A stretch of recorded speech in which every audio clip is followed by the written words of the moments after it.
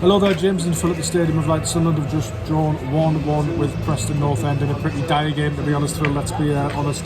Yeah, it looked like we were in for a really good night in the first 10-15 minutes. The game was sort of swinging from end to end. I think, like, credit to Preston, they really came to have a go, marked man for man off the ball, got really high up the pitch. And it was always one of those where you felt like at any minute Sunderland could play through them and create a big chance and score. But Preston probably had the better of the chances as well when they were nicking the ball. Interesting that, we've talked about the 4-4-2 for weeks. I didn't really think it worked. I think you could see why Breeze doesn't really love it. Sunderland probably gave the ball away too often and just didn't really get a platform. Ironically, I thought when they went to a 4-3-3 they looked loads better, but then conceded a sloppy goal. And then you're chasing the game and you take one of your strikers off. So it just felt like that kind of night, and I'm pleased they got something out of it, because that was a farcical sort of 10 minutes there before Romaine Mundle's goal. But what a hit that was. Yeah, we'll come to that. The 4-4-2 versus 4-3-3, Phil, it's something we've discussed quite a lot. I feel like when the 4-4-2 really clicks against Sheffield United at home, it can be really dangerous, it can be really potent. However, what we've always said about it is you do lose a little bit of control in the middle, and I thought that was really, really evident today, actually. Yeah, and you wonder if it was the right game for it, just in the sense that we know Dan Neil and Job have played a huge amount of football. Job obviously was on 9 yellow cards. This was the last game before the cut-off, so that's quite a big ask from to play in the midfield too, I think. He did avoid it, which is a big thing. So yeah, it just didn't really work tonight. I think you saw the real downside of the 4-4-2 tonight, where you almost go too direct to try and spring your two strikers in behind. And Sunderland just never really able to build up a head of steam in the game, I thought. Yeah, I mean, after when they came out for the second half, I thought Sunderland were really poor, actually, to be honest. Let's talk about the second half. There was some comical time wasting. We don't usually talk about referees on the podcast or on the Sunderland website generally, but I thought he lost control of that situation, to be honest. I thought it was really poor. There was 12 Preston players on the pitch at one point.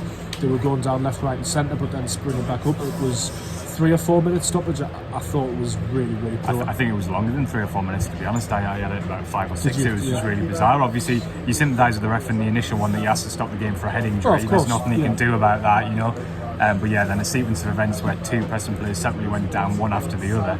And then we had this ridiculous scenario when the Prestons weren't ready to make a substitution, but the referee just wouldn't restart the game. Yeah. It was incredible. Yeah. And then, as you said, they then were about to play with 12 players and the referee hadn't noticed, and they only just realised at the last minute because of the protestations of the Sunderland staff and the crowd. It was just absolutely surreal.